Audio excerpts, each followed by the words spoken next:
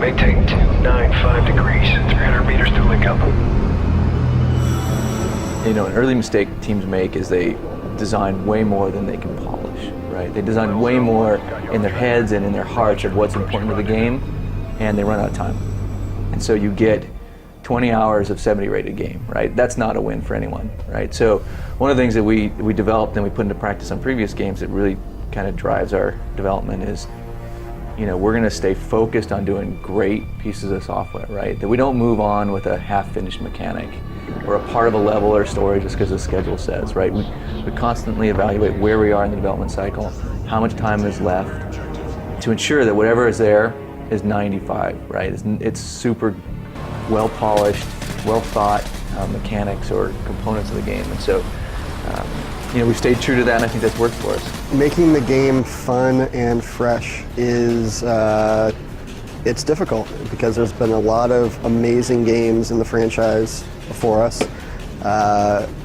We have, you know, there's a great legacy of stuff that's been made, so we have to just constantly try to think of new stuff to create, new avenues to explore. Where can we push it this way or that way?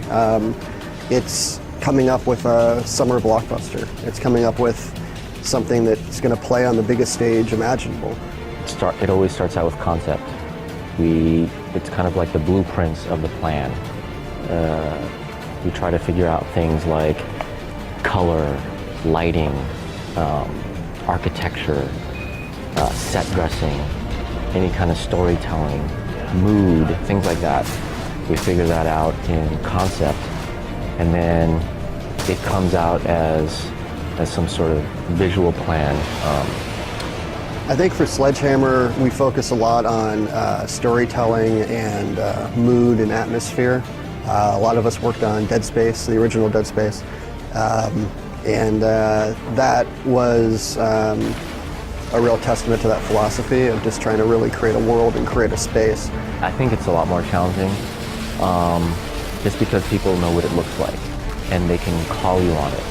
Whereas, you know, things that are, let's say, in space or somewhere else, you can kind of just make it up. It's like, oh, that's by design, quote unquote, right? But, you know, New York needs to look like New York. Paris needs to look like Paris, right? Dead Space was a very futuristic survival horror game. So everything we did could be just new and strange, and it was something you've never heard before. That's what you wanted, something you've never heard before, right? For this game, it's almost the opposite. What we're going for is realism.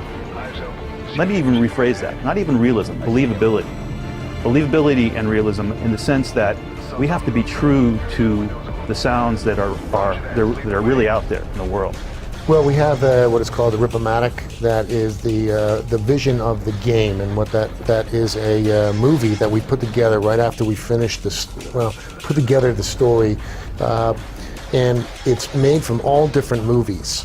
And we have audio in it, and it's got all our major mechanics in it, and we put it together so that people can watch it, enjoy it, but understand that is the vision of the game. And they walk away knowing, wow, okay, there's going to be some big moments, there's going to be some submarines in it, there's going to be this sort of thing. And we've done this for our last few games, and it's been really, really effective. The environment is infinite in the real world, and I can only fit so much onto a disc. So I have to do things like make textures tile repetitiously. You can only look at so many river bumps on the ground, you have to break it up. So we have different gradings, different grooves, and like I said, on the city street or something, you've got manhole covers and sewer drains and like gutters and things like that to break up the repetition. When it's wrong, you know it's wrong, and you're like, this doesn't look good. But when it's done really well, it's generally, you know, it's somewhat glossed over. It's kind of like if you don't notice it, you've done your job really well. So, but yeah, I think clearly, like, if we were to look at levels before they're lit and then after they're lit, there's a huge delta there of what we add to the experience. The way this kind of works, though, during development is the levels will come to life gradually, and what I have to do is is work with the production team and the creative director and executive producer and kind of understand what the mood and what we're trying to say, what story we're trying to tell with audio. It's so in me to see the details, because it's like when I drive my car to work, I see the license plates and I see the stop signs and the street signs and I see all the text in the world, which I feel like is one of the biggest indicators of where you are versus Berlin versus New York. You're gonna read the German language, and they even have their own sense of style. It's a completely different style in the advertisements that you see on the bus shelters and on the graffiti on the walls and everything. Like in my life, I have to pay attention to everything so that I can put that into the work, and that kind of attention to detail and that observation. I think at Sledgehammer Games it was important because, we worked in environments where, resources were a little more fluid, bouncing between teams, right? And we understood that, when you take the time to invest in a strong team and you really have an opportunity to continue that team forward together on a second product or third product, there's a tremendous value there, right? The team gets to know each other really well. They're all pulling for each other. They know how to work together. They kind of get that shorthand development.